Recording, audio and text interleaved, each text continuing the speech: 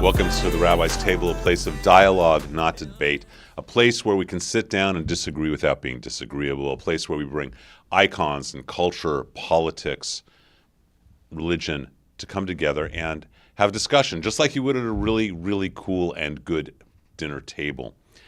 Today we are extremely blessed with a man who has really made a difference in our culture and in the world. James Lindsay is very famous for being a social influencer. He's very famous for being having done papers that exposed academia. He's a best-selling author, fascinating man, a PhD in mathematics. He's the founder of New Discourses, which is a website that exposes, analyzes, and critiques ideologies that are related to critical social justice, critical race theory, and woke politics. That's how he's described his own site. He used to be a Democrat. In fact, apparently worked for Obama, but in 2020 switched to support Trump, believing that the danger of wokeness is greater than anything like that of politics. He's a huge supporter of Israel. He's an amazing human being. And, you know, we say that a hero is someone who knows the truth, tells the truth, has the courage and willingness to show it and live it. And James Lindsay is a true hero. With an amazing intellect, a real courage to tell and share the truth. And in many ways, the most impressively, he has a willingness to call out evil, which we need more and more of in this world. So we're incredibly blessed. Sit down, get your favorite liquid beverage to drink with you, tea, wine, coffee, whatever it may be, kombucha. Sit down, relax. Let's spend some time together here at the Rabbi's Table. I've been blessed to travel all over the world. I have to be honest. One of my favorite places to go, especially with my family, is up to Reno, and specifically up to the Atlantis Resort up in Reno. It is beautiful. It's an amazing hotel, amazing restaurants. Reno's this fabulous little city. It really is the biggest little city in the world. You can go in the spring or the summer to Lake Tahoe. You can ski in the winter. Everything is up there. And I want to recommend that you go to Atlantis Casino and Resort. Go atlantiscasino.com, ATLANTIS, casino.com. Make your reservation. Spend a couple of days or a week up there. I promise you'll be happy about it. I know that I always am whenever we go up. We're here at the Rabbi's Table with a really fun and wonderful guest, James Lindsay. James, thank you so much for sitting down together, for being here, for sharing who you are and what's important to you with each other and with all of our audience. Just thank you for being here and for all the work that you do. Well, I really appreciate the opportunity, Rabbi. It's great to be here. It's really appreciated. So a lot of people don't know who you are if they're not on X or going to New Courses, and everyone should go to New Courses. They'll learn a lot, or New Discourses, excuse me, they'll learn a lot. But I think before we start having a dialogue, I think it'd be really useful if we could just define some things so that people all have the same understanding. So you're referring to cultural Marxism often in your writings. Briefly, so that people understand, when you say cultural Marxism, which is really a term that you have populated and made extremely popular, what do you mean? Define it for everyone if you can.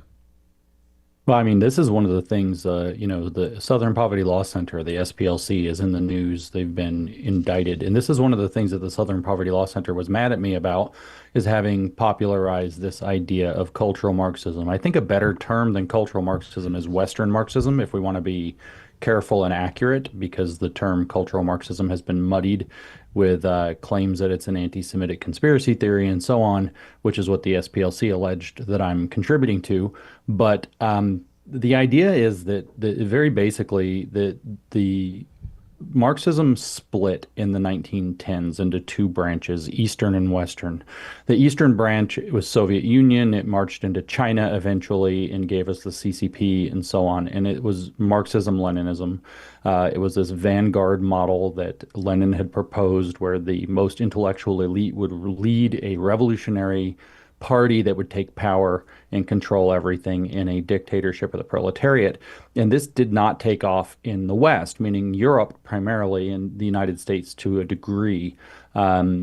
Europeans were not particularly interested in this, especially during that period of time is World War One.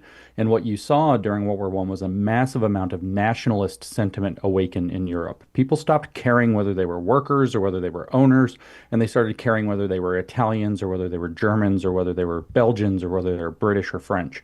And this frustrated the Marxists rather tremendously. And so an entirely new school of thought in European Marxism arose that came to be known as cultural Marxism or Western Marxism. Its kind of leading lights would have been people like Antonio Gramsci and George Lukács, that's an Italian and a Hungarian, who laid out this idea that Western, this is what it means, this is your definition, that Western civilization, capitalist, free enterprise driven, free republican democracies are possessed by a cultural dimension that prevents the intrusion of socialism. Socialism won't catch on because people are relatively satisfied with their lives. They're maybe not perfect lives, they're maybe not wealthy, but they feel like there's opportunity. They feel like there's the ability to climb the ladder, and they are satisfied with what they are earning for themselves and what they have.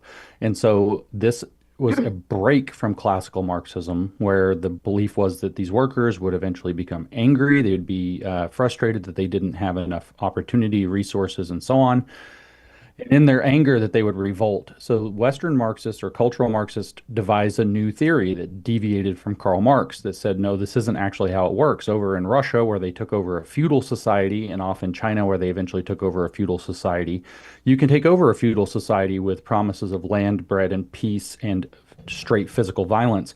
But here in the West, we can't do that. We have to undermine the cultural institutions that produce belief in Western civilization. So wait a minute, does that then, if they have to undermine the beliefs, does that relate to why you say that it's so related and interwoven briefly with wokeism? Because we need to. Yes. Yes, wokeism is the derivative of this school of thought after a century of its evolution through the West, as it has come to mature. Wokeism is continuous with what we call cultural Marxism from the 1910s and 1920s, because the idea was that these institutions, religion, family, education, media, law, healthcare, and so on, produce a belief system, produce a culture, produce a desire for us to teach our children to be successful in the next generation and the societies that they're inheriting. We believe in our societies, we believe in our values, and those kind of create a force field that keeps socialism out. So Antonio Gramsci said that, in fact, socialism was precisely the religion that would have to overwhelm Christianity in the West in order to be able to achieve eventually a Marxist revolution. But first, you had to change the culture, and you had to do that inside its institutions. So you just made an interesting comment. You said that wokeism is in some ways becoming a religion, that it has all the characteristics. It is an extension of cultural Marxism that is now also replacing religion for a lot of these people, whether it's on the woke or the left or woke right. And I guess we need to define a little bit clearly what are the manifestations of wokeism, just in a brief sentence for so people really understand that the term when we're using it. Yeah, so woke is, like I said, kind of the evolute. It's what's after a century of Western Marxism trying to probe and figure out how to take over Western institutions, especially education and media, those being primary. They had to find, I think of this like a viral model, like viruses. Viruses make somebody sick after they attach to receptors on your cells. So you have to have susceptibility, and the virus attaches to a receptor site. During COVID, you may remember we heard about the ACE2 receptor, ACE2. I'm not sure what that is. I'm not a virologist, but it's some kind of a portal on the surface of the cell into which the virus can attach and inject its genetic material into the cell and make it do viral things. And basically, economics wasn't going to work. This is what the cultural Marxists discovered, is economic agitation doesn't agitate Western people in free societies that have good lives and what came to be known as advanced capitalism, where they can build a solid middle class existence. If people can build a life that they're generally proud of and satisfied with, they won't throw off their society in some crackpot revolution. And so it had to find other receptors. And the cultural institution program had the right idea, but it didn't have the points of agitation that actually allow it to get in.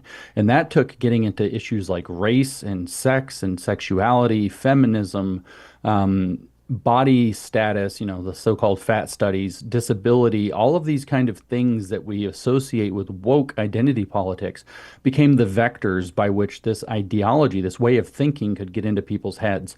And the way of thinking is ultimately Marxist. It's oppressor versus oppressed, that there's an intrinsic conflict between the people who are successful and the people who are, as they would see it, not allowed to succeed. It's not that there are the successful and the unsuccessful. There are the successful and those who are oppressed and kept out of success for some illegitimate reason. So it is a religion in a sense, an ersatz religion, but it's based on envy. It's based on pride. It's not based on pointing yourself toward the highest good. It's based on the feeling that you are being cheated in life, So, and it's developed to give people that religious impulse over like I said, the last half century at least. so okay, religion has certain structures. It fills a need in the human being. It fills a spiritual need, whether it's the rituals, the value system, the community, all those things. That's what religion does, taking out all of our personal beliefs about theology and God and all the things that are most important to me. Yes or no? Is wokeism as a manifestation of cultural Marxism? Yes or no? Is it a replacement religion? Is that what it has Yes. become? Yes, absolutely. It satisfies the impulse for community under gathering together against a shared enemy. Okay. It So uh, we're going to Go ahead. explore more about that, about this new religion from the founder of New Discourses, James Lindsay. We're going to talk a little bit more about wokeism as a religion, about cultural Marxism, about a lot of other things as well, as we return with James, founder of New Discourses, and we come right back to here at the Rabbi's Table. As we all know, there's been a war going on in Israel for over 2 years. And one of the places that's doing so much healing and so much work is the Bnei Zion Hospital in Haifa in Israel. They're one of the top rehab facilities in the world, and where all of the victims from the north go, and many from other places throughout the country, go up to Bnei Zion in Haifa. They built a nuclear-proof bunker and put a hospital inside of it. They finished that project in July of 23, and then the war started with Hamas terrorizing and kidnapping and killing so many people on October 7th, and it's been horrible since then. Today, we have this war going on with Iran and Hezbollah, where all these wounded are going to Bnei Zion Hospital, and the hospital needs your help. The hospital needs to raise funds so they can provide more facilities. They can provide more medicine, more healing for the many people, Jews, Christians, Catholics, Druze, Muslims, all the people who have been bombed, hurt, injured. We need to help them, and you can make a difference. And I really want to invite you to. Go to healthcareforisrael.org. That's healthcareforisrael.org. Make a donation. I'm a rabbi, but rarely can I say that I've been involved in saving someone's physical life. When I've made donations to this hospital, when I've raised money for the hospital, that money goes directly and saves human lives. Rarely can any of us say that we've done that. I am begging you, I am pleading with you, please go to Healthcare for Israel. Save some lives. Every dollar, every dime that you donate is both tax deductible, but every dime goes straight to the hospital for its good work. Again, that's Healthcare for Israel. Support Israel by doing this. Support Bnei Zion Hospital. Support humanity. And make a difference by healing and saving lives. We're back here at the Rabbi's Table with James Lindsay, author, founder of New Discourses, and just a brilliant man and a courageous man as well. James, you were just starting to talk about the idea of wokeism as a religion. Is it a Meets political all movement the or is more, or characteristics. both? I'm sorry, say again. Is it a political movement, a religion, or both? Is it replacing It's that for these people, these cultural Marxists? it's both. It's actually an ersatz religion. It's a false religion, and I don't mean that in the sense that it's theologically untrue or whatever. I mean it's like a substitute, a phony, but it's kind of like filling in where religion might otherwise be. It's meeting the need for community, as I was saying before the break, in the sense that it binds people together in pursuit of what they call justice against a perceived common enemy. It gives them a feeling or a sense of control over uncontrollable circumstances. It actually does not locate, however, justice out in God or some transcendent space. It locates justice in human beings doing things to right the alleged wrongs of history, to take that oppressor versus oppressed dynamic that they believe pervades all of society and obliterate it, to level the playing field completely. So it is an equalitarian obsession. But if we look at, say, the Supreme Wait, Court, the James, Supreme Court James, has. before you go to the Supreme Court, I just have a question with that. You just made a really interesting comment. You said the oppressor versus oppressed. Do the people who are doing this, do they really believe that that's the viewing, the lens that you got to look at life through? I mean, I look at Absolutely. life through God, through spirituality. Do they really look at life as if there's this filter, versus oppressed versus oppressor? Yes, Wow. absolutely. I mean, the Marxists had a name for this. The classical economic Marxists called this material determinism. The current woke versions call it structural determinism. That our outcomes in life are determined by the prevailing power structure. This belief system is actually even deeper than that. The feeling isn't just that we have to look at the world in the lens of oppressor versus oppressed. It starts with a deep-seated feeling of alienation from your own society and a belief that we're actually imprisoned in a social political system that's unjust to people like me or people like whatever victim group that they're pointing at. And so that the primary objective, the most important priority becomes to try to right that wrong through agitation, activism, and literally any means necessary. So, absolutely, yes, they look at the world exactly this way, that they think that this is determinative, not just of our circumstances, our situations, but of our character, of who we are as human beings, of our stage of human development, that people are trapped in a world that's contoured by oppressive power dynamics that constrains how they're even able to experience and see the world, not just their opportunity set, and prevents them from being liberated, is the word. They want to be liberated from this situation of pervasive oppression. I'm going to want to come back to that a little bit later if we can, because to help understand how someone who views the world as oppressor versus oppressed, how they determine who the oppressor is and who the oppressed is. Because I think that'll be interesting, and we'll probably go into that in the podcast segment.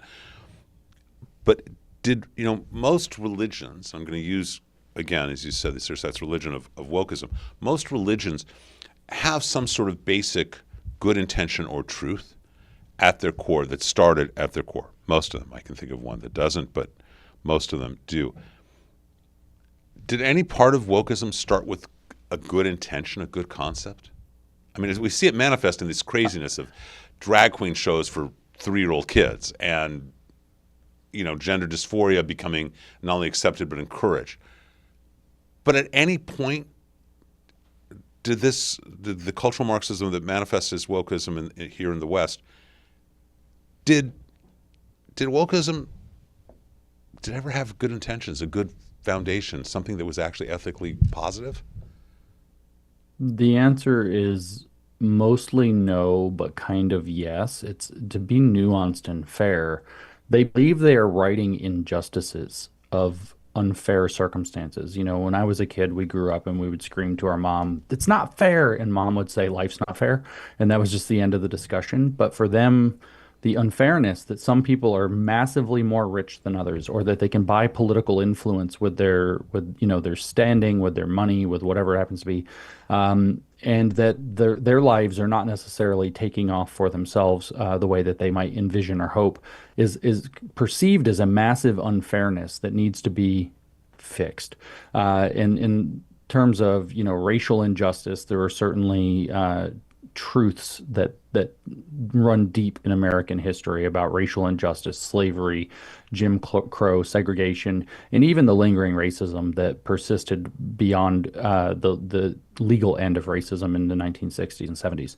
So there are good intentions, but these good intentions are coupled with an utterly poisonous ideology, which is that there are people who have and people who are not allowed to have, and that this system is upheld intentionally by the people who have in the system and who benefit from the system to the detriment of others. And that those groups are, this is Marxism 101, all the way back to the Communist Manifesto's first paragraph, is that the reality of human society, of human history as a phenomenon, is the conflict between classes, meaning the people who have and the people who are not allowed to have. And this conflict orientation is a poisoned way to think about life not always being fair or things not always working out. So it has the intention of destroying that which is good.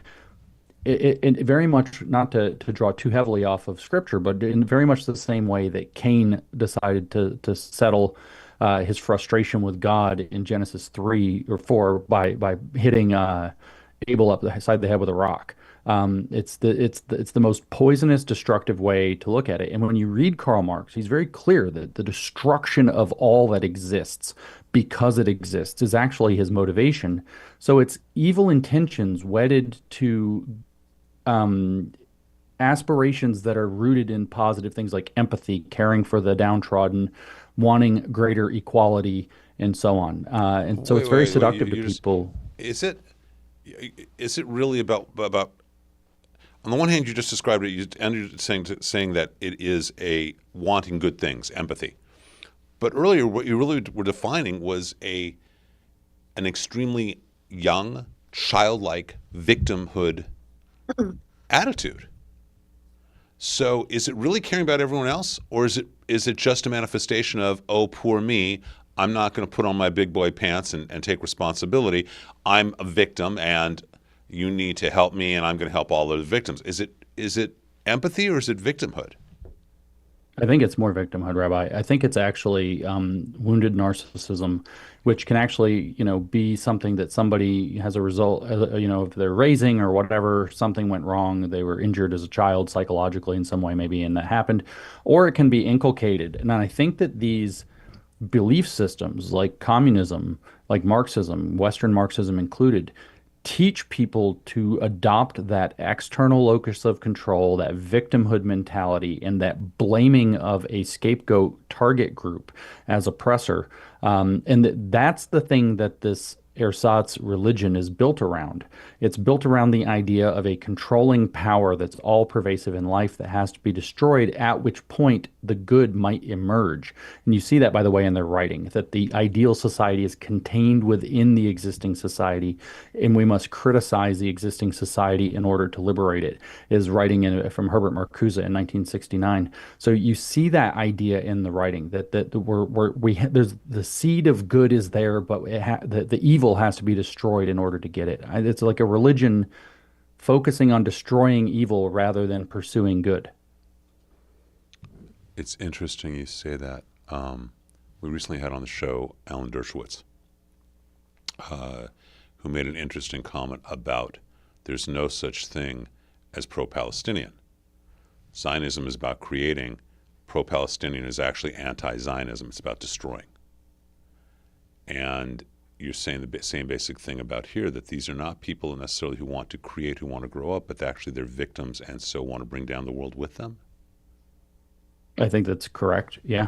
Marx described what he was doing in the words that he inherited from Goethe's rendition of Faust, in the mouth of Mephistopheles, who's supposed to be the voice of the devil. And Marx described what he was doing as, and I quote, the ruthless criticism of all that exists because all that exists deserves to perish.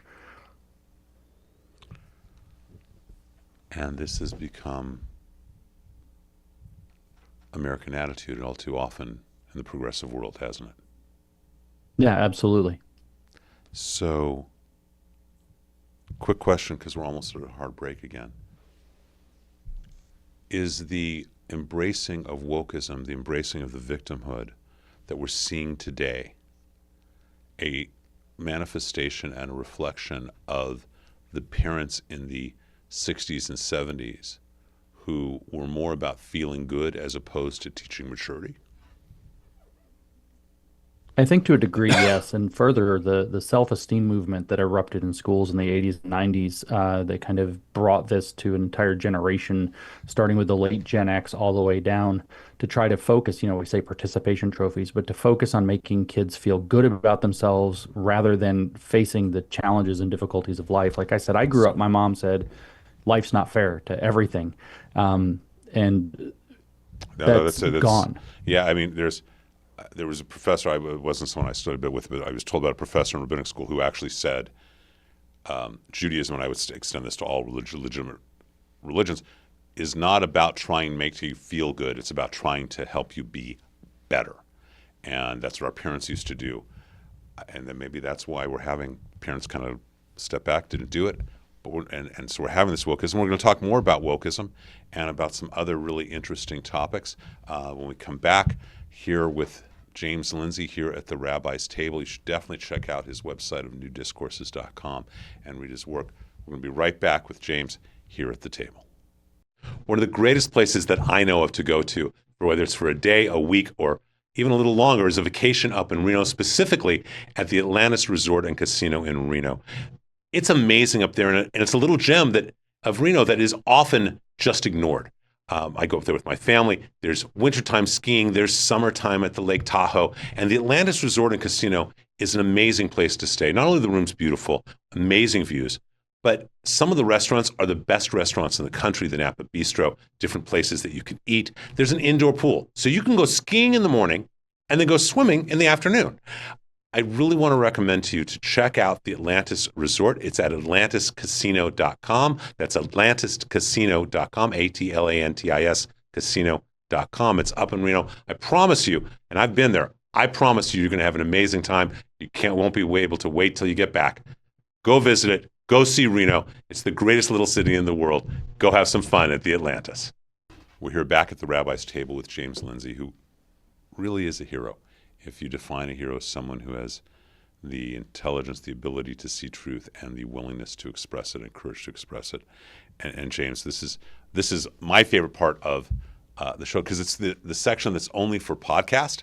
So it's not on that hard timetable of radio. So it's a lot easier and simpler to me.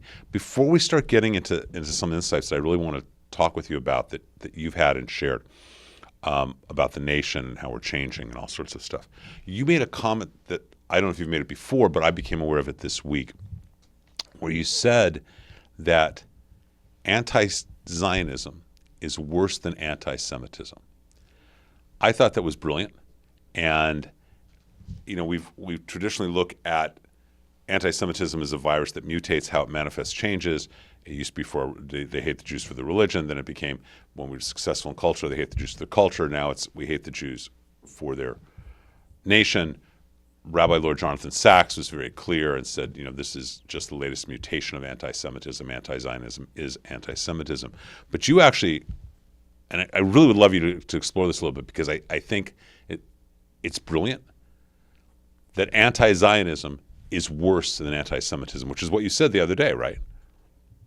Yeah, I did say that, and it took some thinking about because it's actually very persuasive. If you go back and read some of the kind of founding voices of anti-Semitism, you find, yeah, as it's no longer just anti-Judaism, but now we're moving into this kind of modern period, late 19th century or mid 19th century going forward. You have this new kind of manifestation where you said it's shifted to the hatred of the success in the culture and what are we going to do with the Jews, asking the Jewish question, and you get this anti-Semitism. If you read a lot of these kind of leading voices at the time, and you don't know that what you're reading is somebody from the 19th century or the early 20th century, you will very often mistake what they're talking about and believe they're actually talking about anti-Zionism as we understand it and see it today. It's a sort of shocking thing. And so I think it's correct. And I think it's like, I almost think there's a linear model where anti-Judaism kind of fell away and anti-Semitism became its new mutation, its new form for a new time period. And then that falls away after World War II. And attacking the existence of the nation of Israel, especially after the Soviets got involved. A lot of people don't know this history, but the Soviets wanted Israel to join in with them after the state of Israel was established. Israel refused, and then the Soviets started talking about anti-Zionism at a whole new level, but like they hadn't done in decades. What a shock, you know. So this new mutation, though, as it's mutated to basically, in my opinion, become politically correct to the issues of the day. It's no longer going to be adequate to talk about anti-Semitism in terms of the Jewish question. After World War II, we recognize that that leads to incredibly bad places. It's generally in free societies considered completely inappropriate to blame Jews specifically, although that's having a resurgence as well. So you get this dressed up politically correct version. Oh, we don't hate Jews. We just have policy debates with the idea of Israel, and we're just anti-Zionists, and we think that, you know, they're settler colonialists who moved into this land and displaced all these people, and now they kill babies and blah blah blah.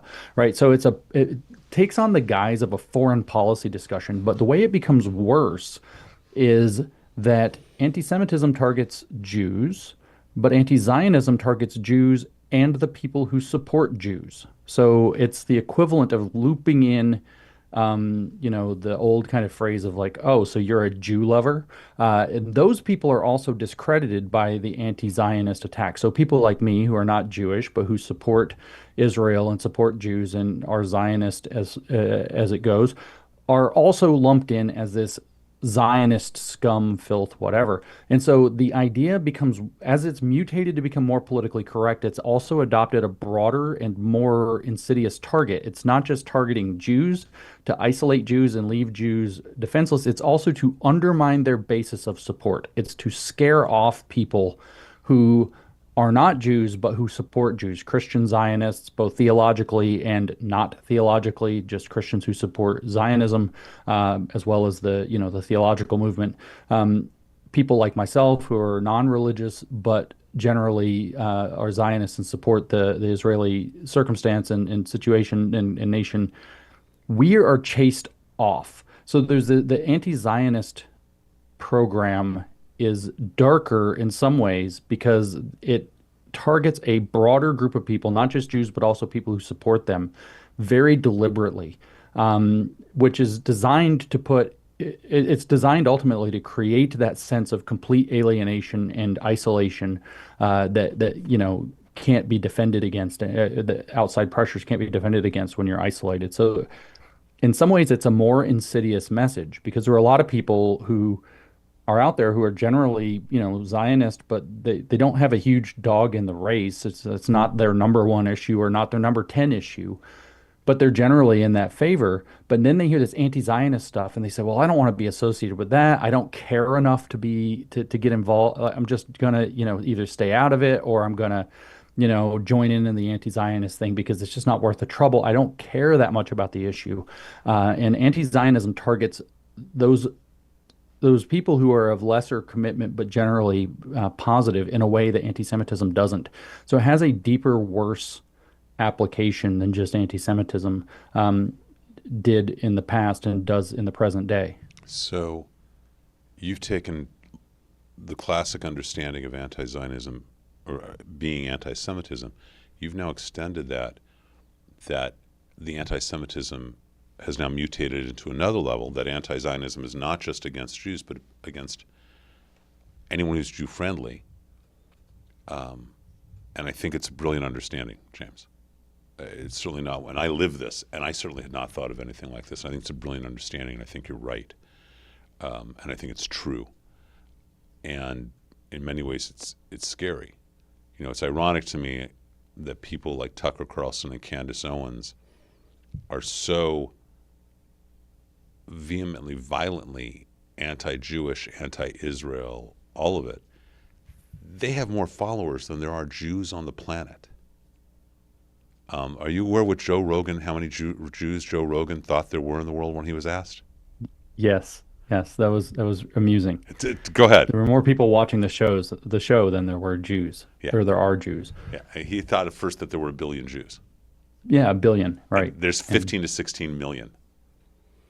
That's all there is. It's a lot of hatred put in, and that's why it's canary in the coal mine, because when anti-Semitism rears its head in a nation, it becomes part of its policy. It's a truth that that's how that culture, that group will treat any minority. It's just the Jews, the easy minority. And now they've Hmm. extended that minority to Jew friends, and I think that's part of it. I really want to have you share what your insight was, because So I that point is think very it's important, critical. Rabbi, because you said, if they are willing to incorporate these anti-Semitic policies into a country, then that's how they'll end up treating any minority. But in this case, when we're talking about anti-Zionism, it's again, it's worse. When you start Right. to incorporate that, you're not just targeting people that are in various minorities. It doesn't just start with the Saturday people and go to other people. It actually targets people who have the wrong beliefs. They believe the wrong things about minorities also get targeted. So it expands the range of people who are put under the thumb of whether it's social pressure or political pressure if it gets incorporated. So it's more insidious. It's more of a problem because it's no longer an identity group or a religion or an ethnicity or whatever it happens to be that they decide to define Jews as, and then other minorities suffering similar fate. It's the people who also are willing to put their circumstances on the line, maybe their reputations or whatever else, their resources, their treasure or whatever, to support those groups are targeted by the exact same brush. And with people like Tucker Carlson, Candace Owens, and so on, when then Tucker Carlson sits and says that he can't think of anything more execrable or evil than Christian Zionists, he's not targeting Jews. He's targeting 35 to 50 million American Christians, most of whom are Protestant evangelicals. So he's now got this weapon of attack to a very, very large and influential minority with the ability to split it apart, with the ability to sow it into confusion, with the ability to take young people who are coming up in that tradition but haven't yet found the depth of the roots that they'll grow into in maturity and mislead them into a different path. So he's able to attack not just Jews, but a gigantic population, a humongous minority population, which is evangelical Christians in this case, as well, using exactly the same knife stroke. Yeah, it's and that, as you put it, that knife stroke is a knife that cuts out truth. Truth is not a part of this anti-Zionism. It's not what comes out of Tucker Carlson's mouth or Candace Owens' mouth. There's no truth there, and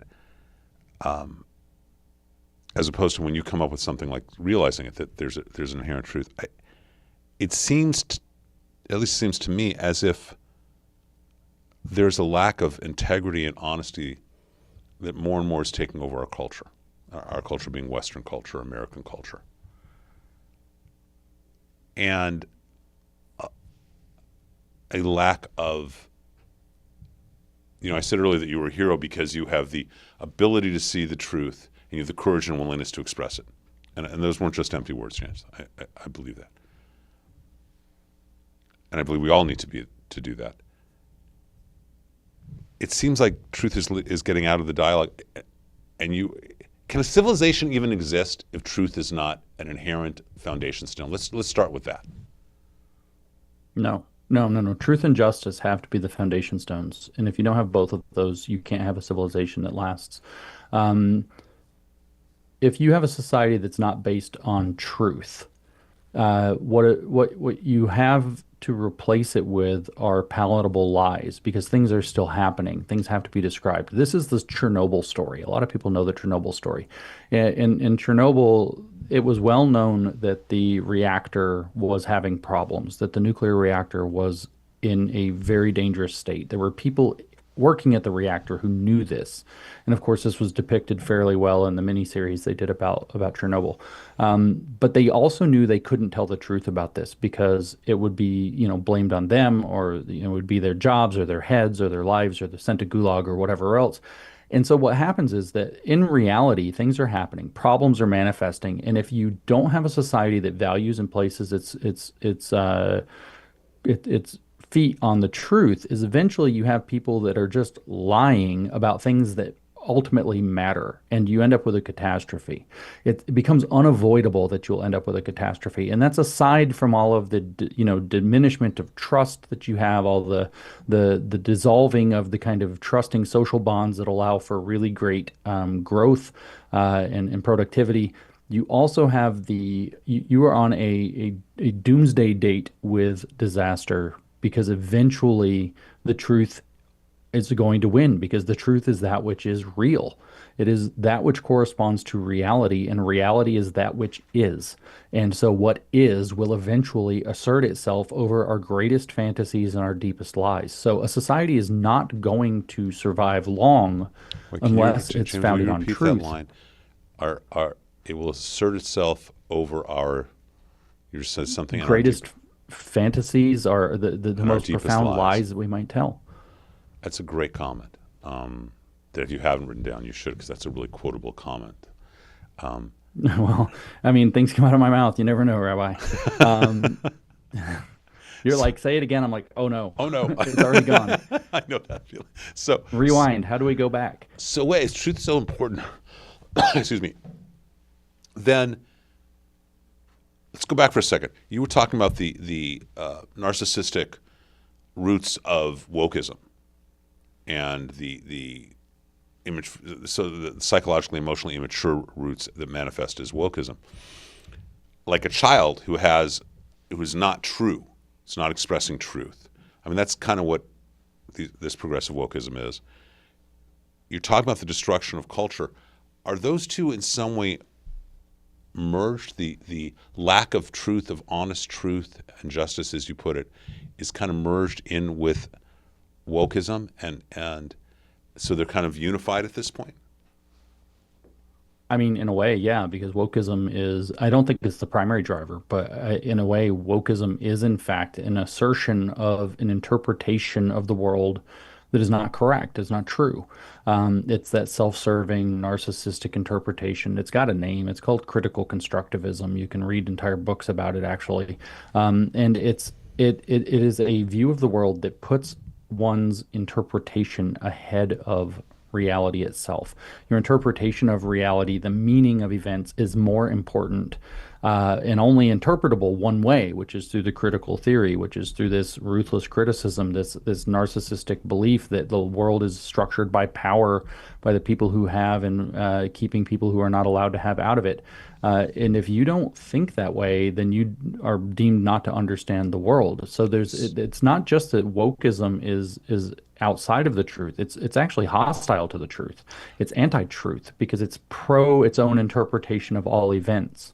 So who decides? Okay, if the institutions, you've lost faith in the institutions having truth, expressing truth, who decides truth? One of the things that I am seeing is that the truth is that the indigenous people, and you, I know, were recently there in Israel not too long ago. The truth is that the indigenous people in Israel are the Jews. There's no question. The lie is that there's ever been a Palestinian culture. There never has been. There's never been a land, a king, a nation, state, country, stamp, currency, or anything else. But somehow, in these woke, progressive minds, who view the world as oppressed and oppressor, they view Hamas as oppressed and the indigenous people of Israel as colonizers. So, and that's just one example, without going into that particular example. If truth is not clear, then where do you learn truth, and how, and who decides what's true and not? According to the wokeism, cultural Marxist, however you want to decide. I mean, how do you decide what's true? This is where the critical theory comes in. I mean, this again, you can read about this in entire books about critical constructivism, that the relevance of power dynamics and having created the stories that we tell tells us how to read the stories. So if the story was written by white Western people or people who believe, let's say, in international law after World War I, then it's actually just an assertion of Western power, and therefore it's not a legitimate claim. So it's not true. This is how they decide things.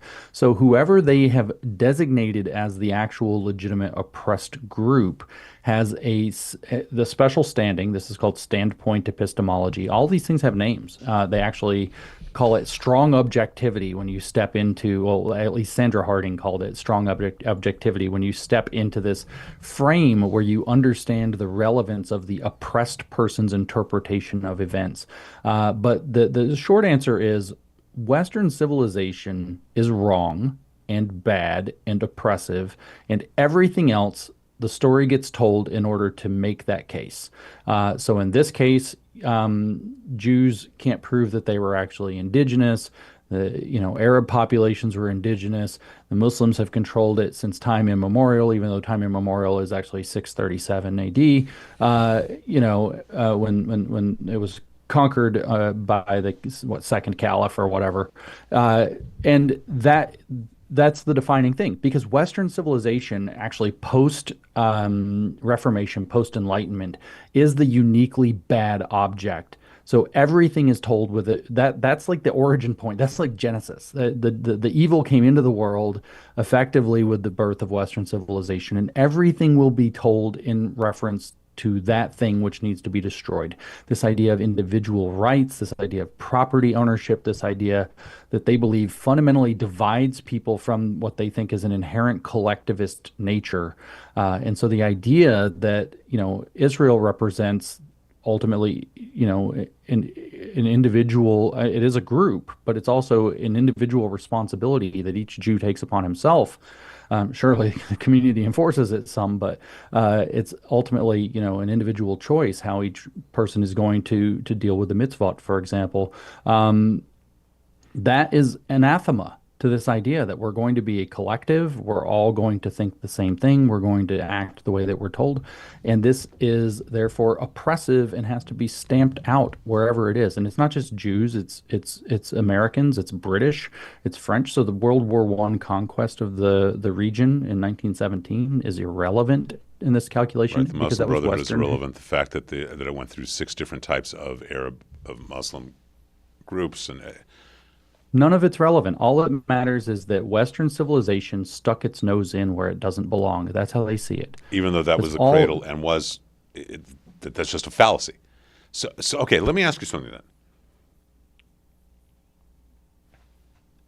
If you look at a teenager, whether it's a physical teenager or someone who just emotionally is a teenager, their actions, which they think are them showing how strong they are actually all in response and revolt to the actions of their parents or society. They're not doing their own actions. They're not being proactive. They're being reactive to what's around them to say, "Oh no, you're wrong," as opposed to actually coming with their own thoughts. I mean, that's classic teenage behavior. So, are you basically saying that these are children / teenagers who are only acting in reaction, and which ultimately leads to Lord of the Flies? I mean, ultimately, it is something that self-destructs. Is that where we're heading? Is that what this is? Is the progressive movement is being led by people who are psycho-emotionally children or teenagers, and they will eat themselves, they will destroy themselves if not stopped, if not given boundaries? Well, that's the good ones. So yes, but that's the good ones, because the bad ones are not that. The bad ones are psychopaths. The bad ones are calculated cult leaders who are using these messages to entrap people through their feelings or whatever else to adopt this rebellious frame against the society that they're in, and to channel that energy in a negative way rather than encouraging them to learn to take responsibility and grow and build the communities that they're a part of. So the mentality is yes, but it's your kind of arch Marxists out there who are writing the checks and funding the institutions that are giving these people sinecures and so on are actually far worse than just teenagers. They're people who have decided for whatever set of reasons that the existing civilization that we enjoy, that civilization itself, or maybe even humanity as an object, is the problem that has to be overcome. And in the name of establishing some, more pure and just world that they have in their idealistic imagination. So, as you're saying this, I'm thinking of the old Christian Bale movie, Batman, with Michael Caine saying, describing the Heath Ledger Joker, there's some people who just want to watch the world burn. Is that who these people are? Some of them, yeah. Not the ones who are just reacting like teenagers, but the ones who, as you call them, the progressive leaders who are legitimately psychopathic, as you put it. The answer is yes and no. Some of them I think so, but some of them are possessed by other issues. I think a lot of them have messianic uh, complexes that they believe that they can basically save the world from itself. You saw this a lot with the kind of communistic environmentalist movement. We're going to save the world. We're going to, deploy some kind of a screen to block out the sun or something to stop climate change, and we're going to save the whole world, or we're going to, somehow eradicate all the mosquitoes so that we stop malaria, and we're going to save the world through some massively. We're going to, inject these new mRNA vaccines across the board for every possible disease. So I think, and that's obviously, I'm referencing somebody like Bill Gates here. I think there's a messianic complex there. There are other among these people who I actually know are members of eschatological cults. They believe that they are basically summoning the Messiah or bringing Jesus back by trying to force the world through the story in the book of Revelation at the end of the New Testament. And they're crazy people. But ultimately, the idea is that they have a completely flawed view of human nature. They believe that humanity should serve effectively all of each other, but what that really means is themselves, and that they're willing to erect a world, no matter how much damage or destruction it does, that serves that fantasy. And some of them are just purely destructive and willing to just destroy things. I think that some people are also just filled with spite. People ask me a lot what I think, why would Russia do, influence operations against the United States? What do they have to gain? And it's like, we collapse the Soviet Union, they kind of hate us. It's called revenge. A lot of people are motivated by that. It's not deep, right? They don't have to have some giant geopolitical program. They could just hate us. So I think there's a lot of motivations when you get to that. But this is all, in my opinion, based in deeply rooted psychopathological thinking that is somehow, as Elon Musk popularized the phrase mind virus, it's somehow ideologically contagious. And if you ask me why the condition is the way that it is, it's mostly that it's incredibly contagious. The way it spreads the most efficiently is through social media. Social media is this kind of semi-dehumanized form of communication with one another. And this stuff spreads like COVID through social media channels, and through the propaganda that's able to be done there. But it's very concerning. It's for most people that get involved, it's arrested development, it's envy, it's frustrated anger being directed against the society that gives them their life and livelihood, instead of figuring out how to direct that energy into improving themselves to become successful and good contributors. So it's just it's a kind of, in my view, Rabbi, it is a kind of mental illness that is profound. I think it should actually be looked at that way. It's a spiritual illness, where envy and resentment replace all of the kind of spiritual fruits that somebody might try to develop or pursue, or be blessed with. And it's just psychosocial or psychospiritual poison that's very contagious. And I think the reason it's flourished finally so successfully in the West is because social media is its kind of primary or most opportune or ideal spreading ground. It's like going to an elementary school during flu season. So the takeaway is that we're involved in a world that, as you put it, has a psychopathy that is based in being victim, based in being young, combined with being narcissistic, fantasies, in some cases evil, in some cases messianic complexes, all coalescing and combining to create or to uncreate civilization as we understand it, to destroy the oppressor, which is civilization, which sounds like a really dark prognosis. It's a challenging prognosis. But you also I make a don't know great that comment, though. You said that truth always wins out. truth does. I mean, people don't, but truth does. Eventually, the truth asserts itself. And if you're in a situation like, in 1959 going into 1960 in China, where Mao Zedong had arranged for people to competitively lie about how much grain and steel they'd be able to produce. And to prove that those lies were not lies, the government increased and increased and increased its exports of grain and steel, which, P.S., those are objective things. If you're actually sending however many tons of grain out of the country, somebody on the other end is measuring it. They know how much they actually got sent.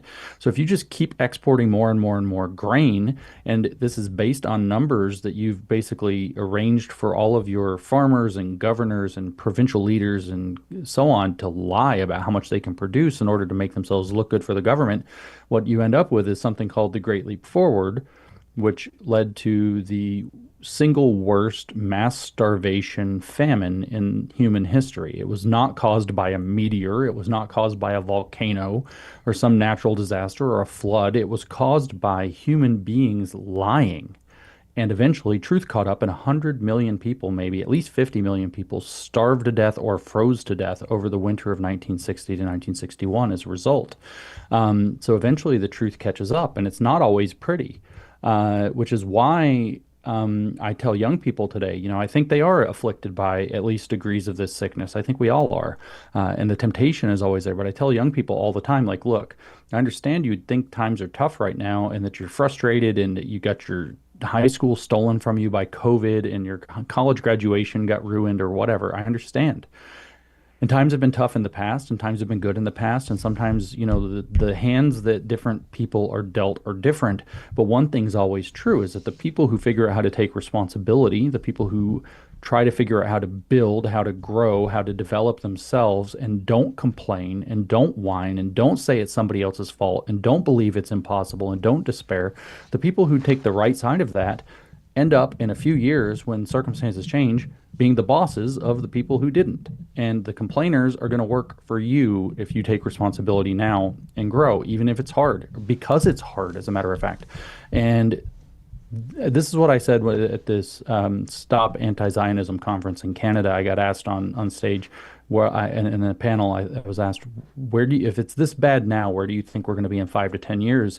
And I find these questions, defeatist, honestly, because the implication, the connotation that the moderator had was, oh my gosh, it's this bad now. How bad will it be soon? And I thought, do you not have agency? Can you not use your voice? Can you not use your hands? Can you not get involved?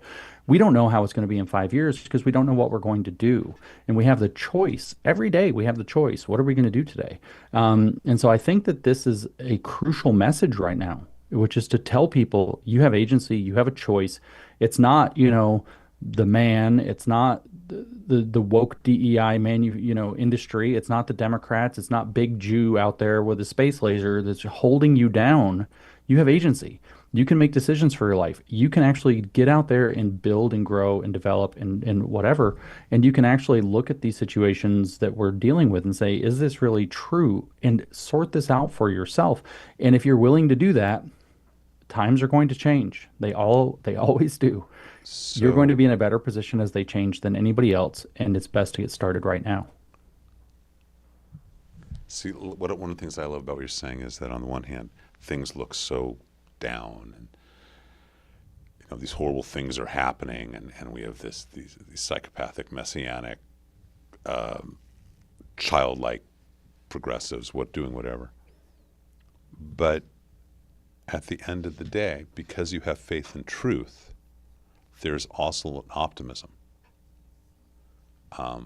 which again is a quality that I think makes a hero, is to have faith that if we explore in this case truth, that it will get better. So we should start now doing that exploration. Is that a simple one-line phrase on kind of your outlook on all this? Yes, sir, absolutely. And that's exactly what people, especially young people, should be doing right now. They should bite the bullet, buckle in, and get going. Put on your big boy pants, right? James, I think that's a really beautiful statement about who you are, your optimism in life combined with your realism, and that is what a hero, what a man should be, what a human being should be who's a leader. So I think that's a really good place to pause on this podcast segment.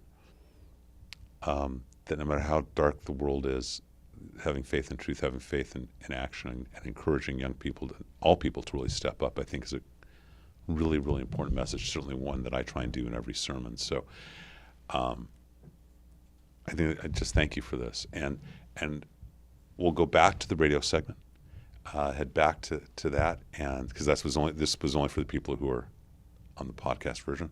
And we'll go back and be joined by our mutual friend Angela Plume and discuss more with James Lindsay, who is a modern hero in a lot of ways, here at the Rabbi's Table. If you like what you're seeing and hearing at the Rabbi's Table, I invite you to subscribe and to follow us on any of your podcast mediums, Spotify, iHeart, Apple, whatever it is. You can just follow us. You'll get all the latest information, special information from us, special segments of podcasts. You can also go to pound 250. You can go on your cell phone, dial pound 250. When the recording comes up, say, find my podcast.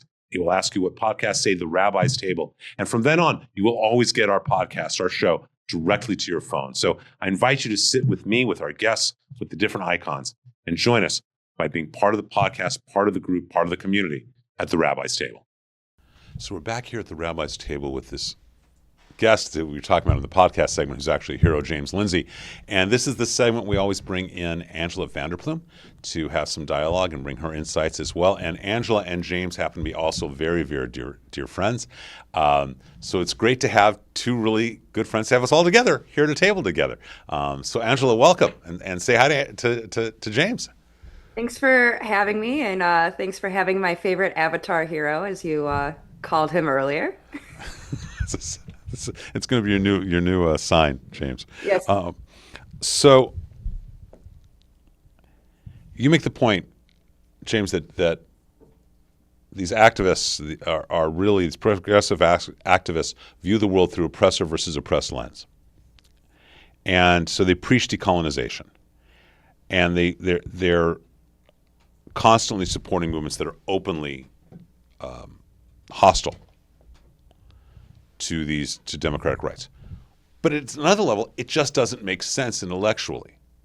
Because how do you say, I'm supporting a culture, I'm supporting Palestine, even though they want to kill gays, women, Jews, and everyone else? How do you support a group that wants to destroy the oppressed, women, LGBT, everything like that, and defend Hamas? How do they? You guys are both so versed in this material, so it's not just. This is for both of you. Explain to me and to everyone, how can someone say free Palestine from the river to the sea, knowing that how can there be such a thing as Jewish queers for Palestine? There's the simple question. How can that be? Can I simplify this? Please help me. Long. Okay, so if I think about it this way, specifically in universities, they're essentially taught white people bad, brown people oppressed. So when you look at it through that frame, the Palestinians happen to have brown skin. So it's easy to say, okay, white people are the oppressor, those would be the Jews. Brown people are the oppressed, and those would be the Palestinians. But James can go into a much more educational explanation. But don't they also say white males are the oppressors? So women are oppressed, gays are oppressed, gender dysphoria is oppressed. There's different levels to oppression. James helps. So there's a hierarchy in their viewing perspective of who's the most oppressed, and so we're going to discount those. It's just like it doesn't make intellectual sense to me, and I think to a lot of people. No, that's because you're trying to find consistency and you're looking in the wrong place. The consistency is found in that they think that the greatest source of oppression in the world is the United States of America and its Constitution. Therefore, anything that is in line with American interests is bad. Anything that's in line with American traditional values is bad. So that means brown Muslims are by default good. The whiter, somewhat sometimes European-ish Jews and American Jews that have gone over there are bad. But this is all a intrusion of, going back to World War I, of British and Western power into a region to displace the poor brown Muslims who are the victims of Western imperialism, which is the message that they've been hearing for basically a century, that this was all Western imperialism. So the consistency is that the Palestinians hate America and they hate America. This is called the friend-enemy distinction. They have a common enemy. That enemy is the United States of America or Western civilization. The Jews are actually in alignment with much of that. Therefore, and they're seen as an extension, a project of British and American power in the region. Therefore, the Palestinian side is right and good. It doesn't matter that it's inconsistent with the other pieces, because the most important source of oppression is the United States and Western civilization, which have to be undermined and destroyed. And any alliance that they can make is on the table for this. The issue is never the issue. The issue is always the revolution, as David Horowitz said that he learned in his years in the SDS, the Students for Democratic Society, a communist front organization. And the issue here is that the United States exists. Western civilization exists, individualism exists, individual rights, capitalism or free enterprise exist, and those things have to be destroyed because they are the real source of oppression. So the Muslims, the Palestinians, are aligned against that as well, and against whatever interests the U.S. having an alliance with Israel in the region. Therefore, that alliance and Israel itself need to be destroyed. Through misinformation, anything else? Doesn't matter through what? They just need to be Nothing destroyed. else matters. The only consistency is that they have a common enemy in Western civilization in the United States. Hey, James, how much do you think that Howard Zinn played a role in all of this with his influence in his books? A ton. So Howard Zinn wrote The People's History of the United States. I actually got tricked into reading this So did I. probably when I was in grad school for math. One of my friends was very into it and was like, "Have you ever read this?" And I read it. And at first I was kind of like, "I'm outraged," you know. And I thought, this is actually, by the end of the book, I thought this is sort of propaganda. Like, I see what he's doing, I see what he's saying, but this is kind of over the top. So Howard Zinn wrote this very biased history of the United States. It's supposed to be the history of the United States that they won't tell you. And it has been stock literature in history departments in universities for decades now.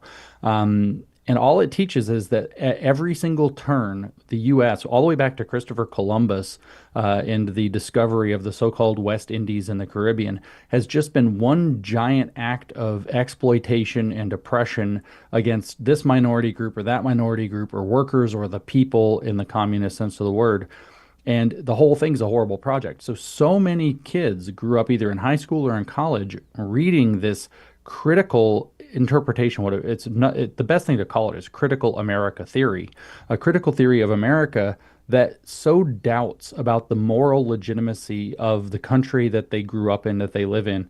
And it's that doubt in the moral legitimacy of the Western civilizational and American projects that becomes the fertile soil in which this, I'm going to go out on a college campus and wave a Palestinian flag while gay, energy kind of grows out of. It's mind-boggling because it doesn't have sense, and you're right. I'm trying to put it in a framework personally that it does make sense, which I think many of us are who are not. I don't know when Howard Zinn wrote his book. I'm older than both of you. It was not, and I went to school at Berkeley. I did my undergraduate work at Berkeley. It was not part of the reading then.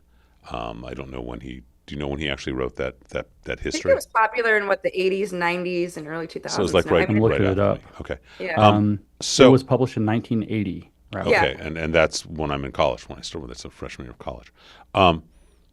So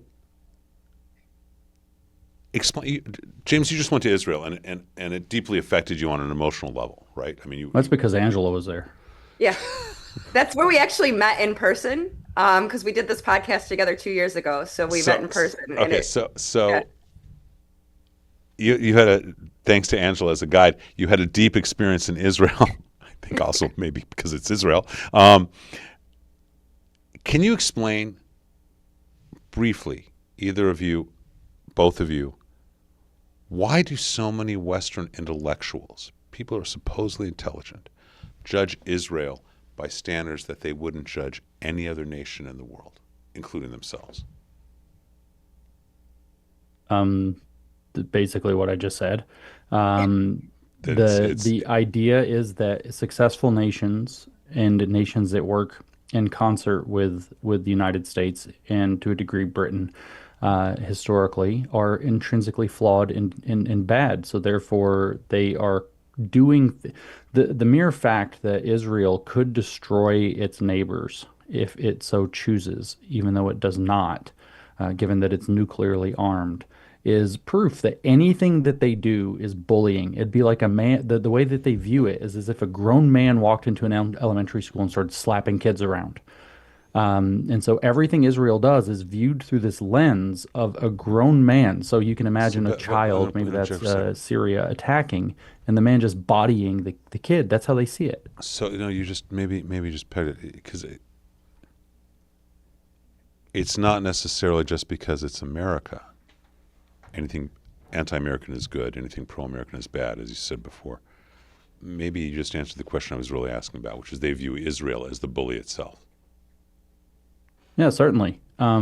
Israel has resisted an awful lot of attacks against it since 1919 or so, when those things really started kicking off. And I mean, some of them have fancy names like Nakba and Naksa and all of this.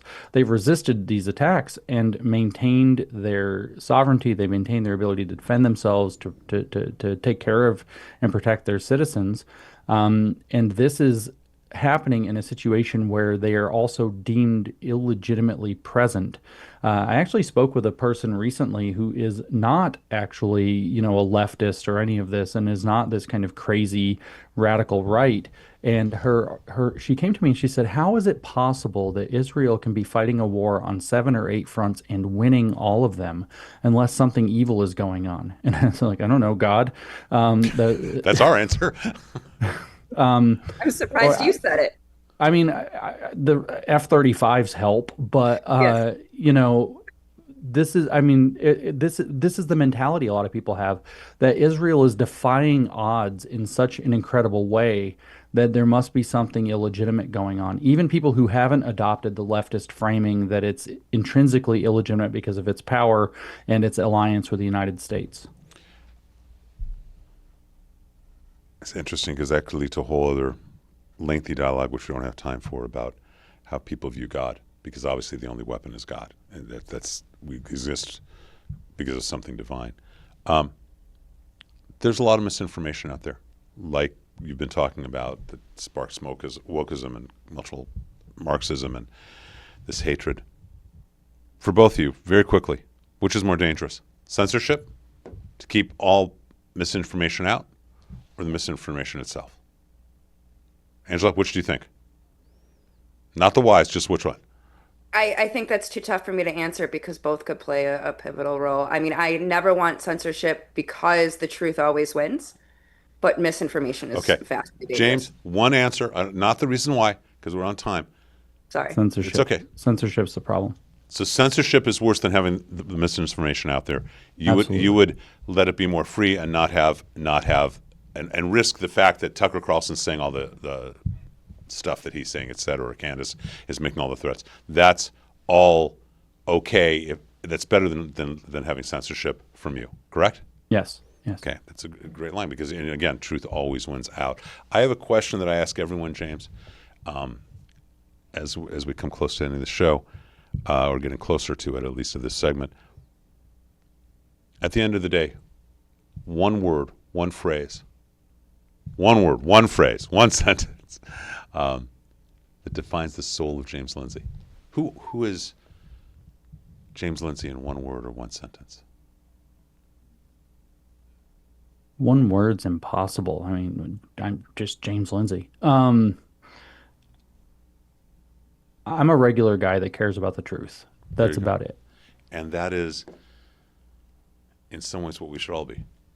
Just regular guys and women who care deeply about the truth. And I would add, because you care about it, James, and because you live it, and because you have the courage and willingness to express it and fight for it, to me, that's also the definition of a hero. And I thank you for that true warriors work that you are doing for the country, the world, for all of us. Angela, as always, thank you so much for being here.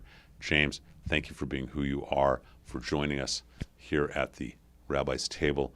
Hazak u'Baruch, may you be strong, may you be blessed, always safe and protected. Thank you so much for joining us here. We'll be back in just a moment with just a little bit more of the Rabbi's Table.